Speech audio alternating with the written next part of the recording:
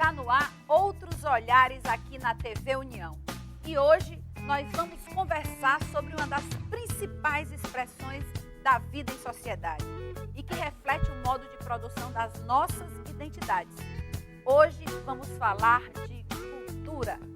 Derivada do latim, cultura significa cultivar, mas no sentido que conhecemos hoje, cultura pode ser entendida como tudo que resulta da criação humana, como costumes, conhecimentos, crenças, leis, comportamentos, valores, ciências e tantos outros hábitos adquiridos pelo homem em sociedade. Cada povo possui sua própria cultura, que é passada de geração em geração, mas que vai se modificando ao longo do tempo, na medida em que vamos interagindo com outras culturas, outros hábitos, outros valores. A cultura é dinâmica, ela se transforma e se funde com outras permanentemente. Cultura. Já que se trata de uma expressão humana, a gente não tem como falar em cultura superior ou inferior. Não dá para dizer que a cultura de um povo é superior à de outro. Diversas classificações em relação à cultura, o senso comum costuma relacionar como cultura erudita, aquela associada à elite intelectual, a chamada cultura popular, mais ligada ao povo, e a cultura de massa, que está relacionada aos interesses da indústria cultural e dos meios de comunicação de massa. De modo, a cultura é uma expressão plural. Ela pode ser produzida coletivamente ou por qualquer um de nós individualmente. Vamos ouvir agora algumas pessoas que dedicam boa parte de suas vidas a divulgar a cultura do nosso povo, através da música, da dança, das artes em geral. Cultura. Fortaleza está cada vez mais se fortalecendo, né, na sua produção. A prova disso, que com o apoio do Estado também, você pode ver os 15 anos do Dragão do Mar, foi um evento muito bom, trouxe diversas linguagens, diversas artes como cinema, dança e principalmente bandas que atraíam o público, né? Bandas que nem sempre estão na mídia em geral, na mídia grande, mídia televisiva e rádio de maior audiência, mas que trouxe um público muito grande e que tá movimentando o cenário, não só cearense como regional, vamos dizer assim, né? Eu vejo que existe hoje um certo entrave entre a produção independente, entre o que se pode produzir sem depender do Estado, sem a tutela do Estado, e o que o Estado tem oferecido através das leis de incentivo à cultura, né?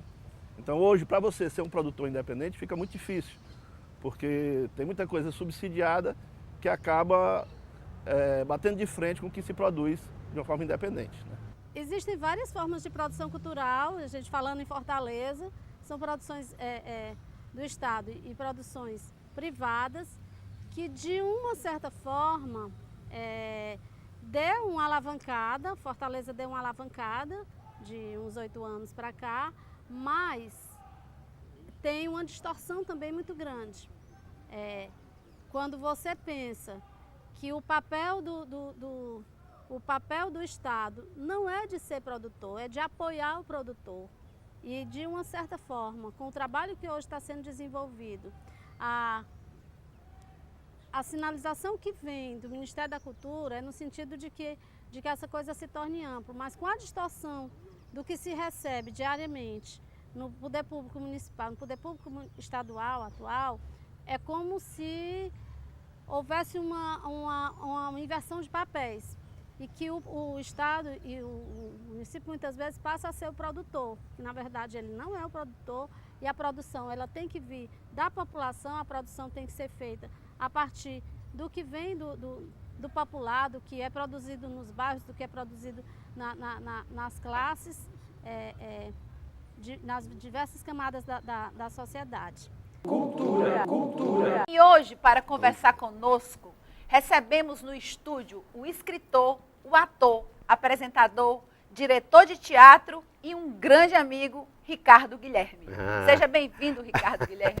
É um prazer enorme estar aqui com você e falando de um tema que você é especialista, cultura. Vamos aqui? Vamos nós. Bom, Ricardo, você que já está na estrada há muito tempo, Você que é um defensor radical da cultura, eu sou sua fã desde a época da universidade, quando eu conheci o Teatro Radical. Fui por diversas vezes, inclusive, ao Teatro Radical, assistir peças que me encantavam profundamente. Sou encantada com o Bravíssimo até hoje, que é uma peça escrita e um monólogo que você apresenta. E queria lhe perguntar, como é que você analisa a forma que hoje o brasileiro, a brasileira, o cidadão no Brasil vivencia a cultura? Como é que você vê isso hoje? Eu acho que a gente sempre faz uma separação entre cultura chamada erudita e cultura popular, sem perceber que essas coisas têm canais, não é, de comunicantes.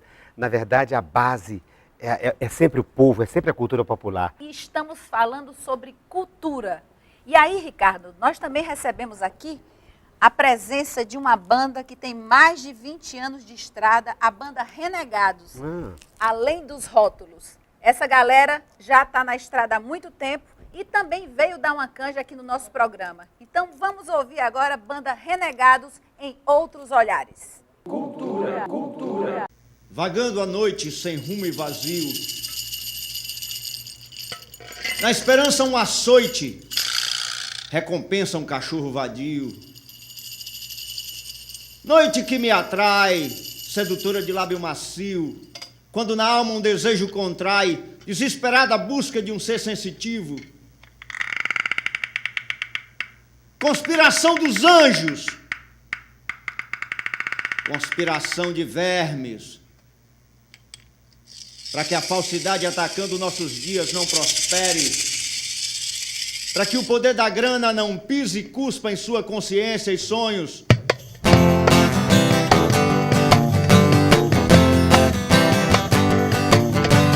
Um sistema que a cultura, pra se ferrar dele é essa postura. O botão pra escutar ou ver qualquer ditadura nos calabouços da estrutura.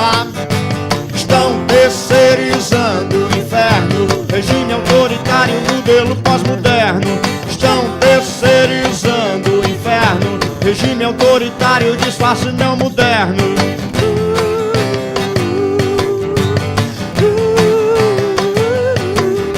Educação é coisa pra enganar, o rádio que controla não quer te tocar, a sociedade imposta pronta pra te negar, e o cara que contrata não quer te pagar. Estão terceirizando o inferno, regime autoritário, modelo pós-moderno. Estão terceirizando o inferno, regime autoritário, disfarce não moderno.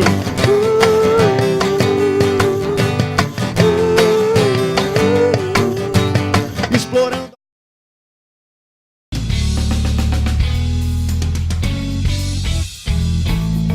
Estamos de volta e estamos falando hoje de cultura em outros olhares. Nas artes, a cultura está associada àquilo que chamamos de linguagens artísticas, como a literatura, a música, o cinema, a escultura, a poesia, a dança e tantos outros talentos e expressões humanas. Essas expressões e linguagens foram variando ao longo da história e o ser humano foi sempre procurando novas formas de expressar suas crenças, seus valores, seus desejos, suas preocupações, rompendo os padrões existentes. Na pré-história tivemos a chamada arte rupestre. Você já ouviu falar em arte rupestre? Pois bem, a arte rupestre eram desenhos feitos nas paredes das cavernas que registravam o cotidiano da população que vivia naquele período. Na Idade Antiga surgem obras mais elaboradas, como as esculturas da Grécia e de Roma Antiga. Da Idade Moderna em diante, temos uma multiplicação de instrumentos e formas de expressão, até chegar aos dias de hoje, onde novos estilos e novas técnicas surgem a cada instante, especialmente em função das novas tecnologias. Cultura, cultura. Cultura é um conjunto de valores que agregam uma determinada sociedade, que elas acumulam, tendo experiências, vivendo experiências que elevem o seu grau como sociedade, o seu grau como pessoa, né? Sua integridade como pessoa. Olha, a cultura é tudo aquilo que ajuda a formar uma sociedade, um cidadão melhor. fazendo com que ele tenha não só entretenimento, mas também a chance de raciocinar mais, de até conhecer mais sobre si, sobre a sociedade. Desenvolver um senso crítico mais apurado. Cultura é tudo aquilo produzido pelo ser humano. Trazendo para a questão da leitura, que também está ligada à cultura, nos torna mais conscientes do nosso papel dentro da sociedade. E a cultura faz parte disso, dessa consciência, né, de quem somos, de onde nós estamos, né, da sociedade em que estamos inseridos. Cultura, eu acho que é o conjunto de relações que o homem estabelece com a natureza e os diversos expoentes que a gente tem, seja música, né, seja as artes gerais, literatura, poesia. A cultura é uma coisa abrangente, mas que, a grosso modo, quer dizer isso. É como o homem consegue pegar a natureza e transformar numa coisa útil. Cultura para mim é o nosso fazer, o nosso jeito de ser na vida, né? As nossas origens e as nossas criações, as nossas novidades. Acho que desde as danças ao modo como a gente trabalha, produz, tudo isso meio que constrói a cultura e nos torna seres culturais. Vai influenciando as pessoas nos seus hábitos. Então, quando a gente consegue mudar o hábito da pessoa através da cultura, a gente vai influenciando ela para coisas mais positivas ou negativas. Cultura. E vamos continuar a entrevista com o Ricardo Guilherme. Agora, nós queremos saber, Ricardo, para você, o que é a democratização da cultura? Olha, cultura é toda a expressão humana, né? A gente sempre tem a tendência a achar que cultura só está ligada às linguagens artísticas, etc, etc. Mas toda atividade é cultura. Administrar é cultura. Todos nós temos um senso estético, né, a desenvolver e é quase nato, é instintivo, né? O instinto de estética, de compreensão, quando a gente se veste, quando a gente arruma uma mesa, enfim, a gente expressa essa vocação, essa sensibilidade estética. E eu acho que a forma de democratizar é compreender que todos nós temos essa vocação, é próprio do humano, né? Esse valor que não é um dom, é simplesmente da humanidade, e fazer com que essas pessoas possam expressar, independentemente do fato de elas serem ou não profissionais de uma determinada arte ou de uma determinada linguagem. Mas a gente sabe, Ricardo, que nem sempre isso na prática se dá dessa forma. Ainda existe muita dificuldade da população, de fato, ter acesso a boas produções culturais, né? Ao que há de melhor da produção cultural da humanidade. Então, como é que a gente pode pensar? Como fazer para que todos tenham acesso à produção cultural? É preciso que cada um tenha acesso também a ser o produtor cultural. Não encarar simplesmente o povo, enfim, a população como receptora, como público, né? É um bem público, né? Fazer a distinção entre o valor público e o valor de público, entende? Eu acho que a gente precisa fazer com que em Fortaleza, por exemplo, a gente descentralize mais a produção, o escoamento dessa produção. Não se pode ficar todo tempo pensando num determinado bairro ou numa determinada classe social. Inclusive, fizemos isso no governo quando criamos a primeira Secretaria de Cultura de Fortaleza, a chamada Secutfor. E começamos a política dos editais, de revitalização do Carnaval de Fortaleza, do pré-carnaval de Fortaleza, que hoje Fortaleza é a capital do pré-carnaval, eventos como o aniversário da cidade, o próprio Réveillon, que foi uma coisa extremamente falada e a oposição falando, etc. e tal. Hoje é impossível e foi a nossa teimosia que garantiu a festa. Mas isso é uma das características de quem faz cultura de forma revolucionária. É atender determinadas expectativas, mas também poder avançar, quer dizer, poder, por exemplo, se reinventar, entende? Acreditar no novo. Porque a festa era do povo. Eu costumo dizer o seguinte, por que nós tivemos 7 anos do que nós chamamos de Réveillon da Paz? Nós conversamos o primeiro ano com 150 mil pessoas. Nós terminamos o último Réveillon, que foi exatamente em 2011 para 2012, com 1,5 milhão de pessoas. E o mais incrível, que eu tenho orgulho de dizer, sem nenhum problema de violência. E eu digo sempre o seguinte, por que nós não tivemos violência? Porque as pessoas, ninguém vai para a sua própria festa para estragar a sua festa. Exato, é preciso sentido de pertencimento. De pertencimento. Então, a prefeitura fazia tudo, ou seja, tentava primeiro trabalhar com espectro de seleção musical que pudesse agradar todas as idades, todas as gerações. Não, e havia descentralização, eu me lembro. Descentralização, não era só na Praia de Iracema, exatamente. né? Polos, nos bairros também tinham, nos polos, havia também os réveillons dos polos.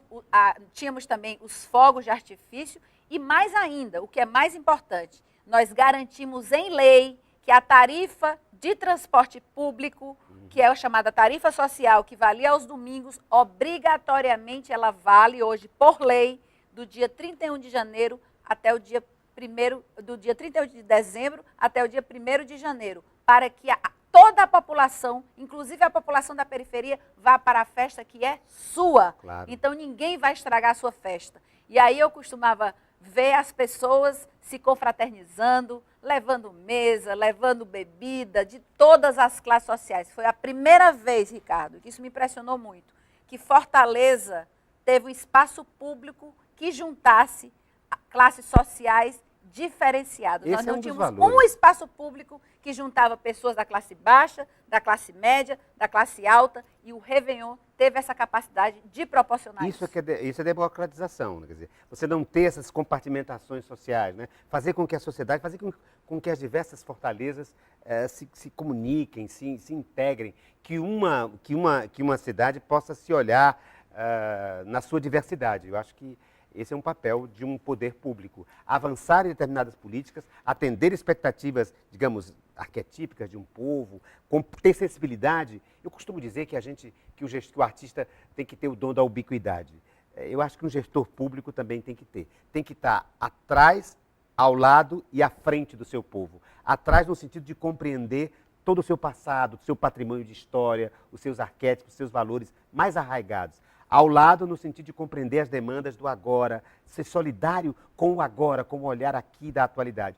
E também ter um compromisso com a frente, no sentido de apontar caminhos, utopias e desafios. Que é outra coisa que me orgulha muito. Os Centros Urbanos de Cultura, Arte, Ciência e Esporte, os CUCAS, ele, além de qualquer coisa, ele é uma direção política para as novas gerações.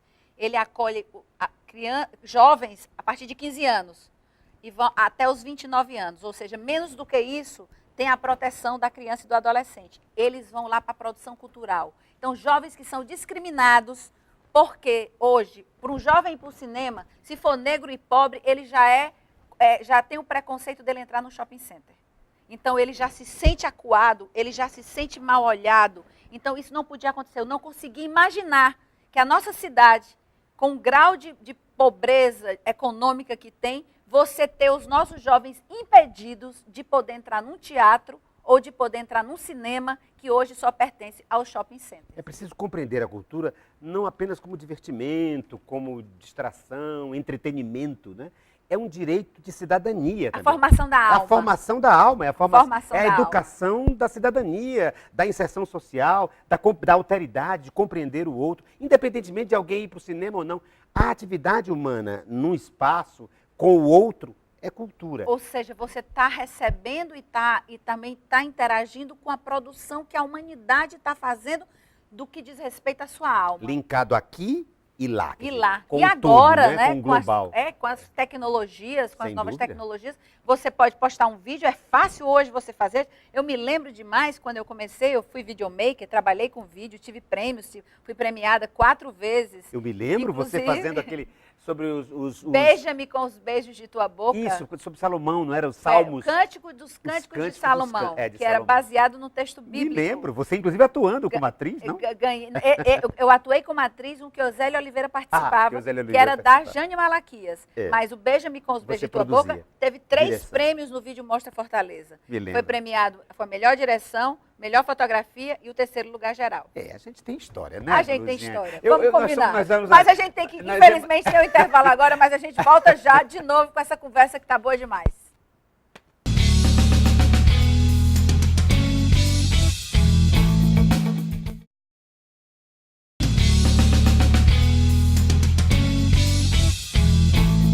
Estamos de volta com outros olhares e o tema de hoje é cultura. O direito à cultura é garantido pela Declaração Universal dos Direitos do Homem de 1948 e, no Brasil, pela Constituição de 1988. Para garantir que esse direito seja exercido no Brasil, vários organismos públicos foram criados para elaborar e executar políticas culturais de fomento e incentivo para as mais diversas áreas. É de responsabilidade do Estado elaborar meios de estimular a produção cultural e, ao mesmo tempo, proporcionar o acesso a essa produção por todas as pessoas interessadas. A isso podemos chamar de política cultural. Uma forma de enfrentar uma das tristes tradições da política cultural brasileira, que é a questão da descontinuidade ou instabilidade, é discutir dentro do campo cultural a pauta da institucionalização da política cultural, transformando a política cultural para além de uma política de governo, uma política de Estado. Na verdade, uma política que seja pública. Uma política pública no sentido de que ela seja pautada entre Estado e sociedade civil. Política pública que ela tenha um controle social, né, que tenha instrumentos de controle e de monitoramento dessa política. Essa questão de você tratar de um sistema de fomento e financiamento público à cultura, para além das questões das leis de incentivo de renúncia fiscal, que de certa forma é uma ausência do Estado por transferência, já que você deixa de arrecadar para subsidiar e você transfere a seleção ou a indicação da maior parte desse recurso para a iniciativa privada, através dos departamentos de marketing e comunicação das empresas. Então, é preciso ter, sim, instrumentos de leis de incentivo, mas que tenham um maior controle público, né, e social, da forma que isso vai ser aplicado. Pensar essa questão mais macro, mais institucional, de política cultural, é pensar a política cultural como sendo o pensamento da estratégia. Ricardo, como é que você avalia iniciativas como o Vale Cultura, a política de editais dos vários entes públicos, já que o governo federal está propondo Vale Cultura, já que entidades como municípios, estados e a própria federação hoje também apresenta a política de editais. Como é que você vê isso? Eu acho, Luiziane, que o Estado tem que ter um papel compensador, regulador.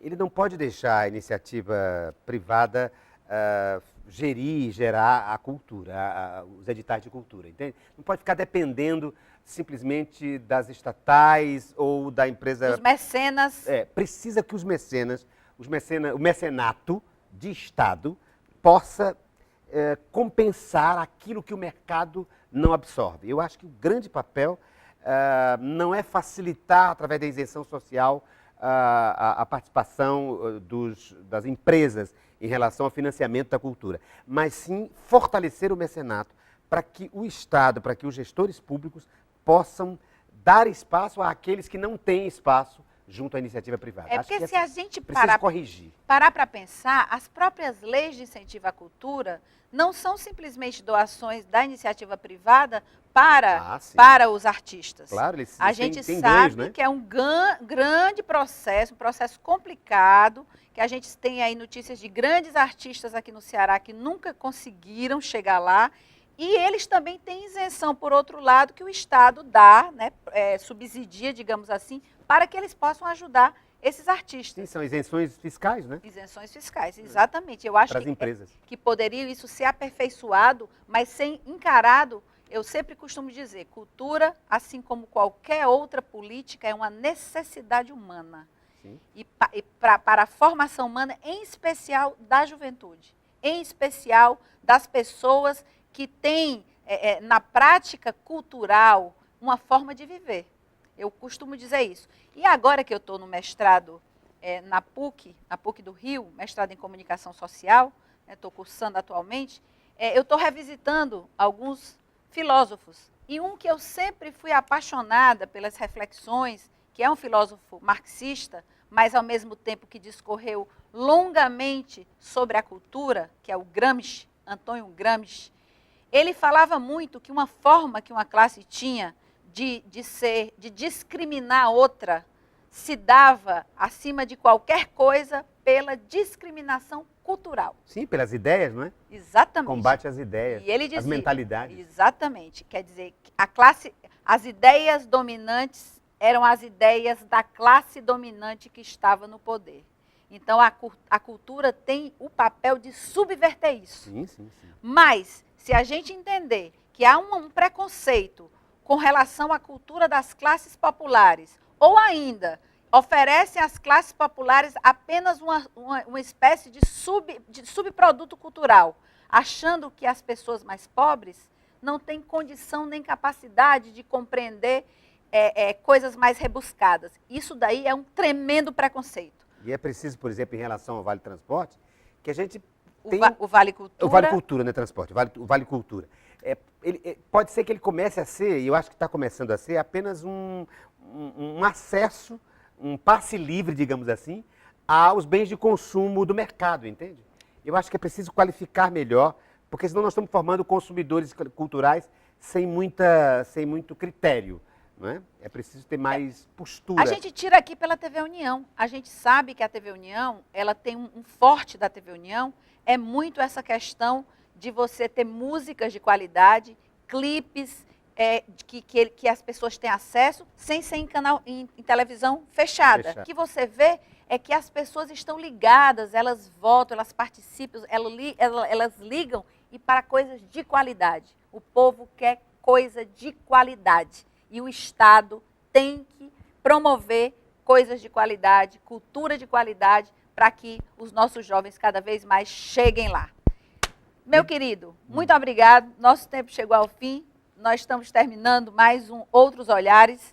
Aí você se despede aí dos nossos telespectadores, com esse seu sorriso ímpar, com essa sua capacidade, essa sua cabeça maravilhosa.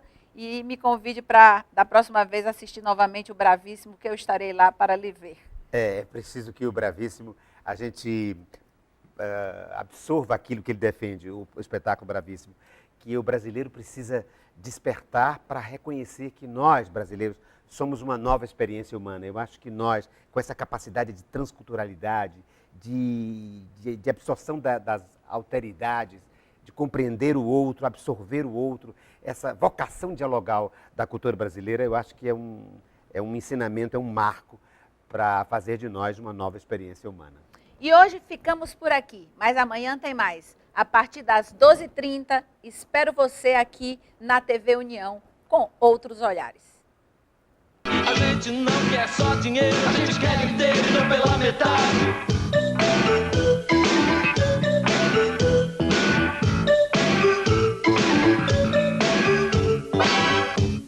Bebida é água, comida é pasto. Você tem sede de quê? Você tem fome de quê? Comida, comida, comida, comida. A gente não quer só comida, a gente quer comida, diversão e arte.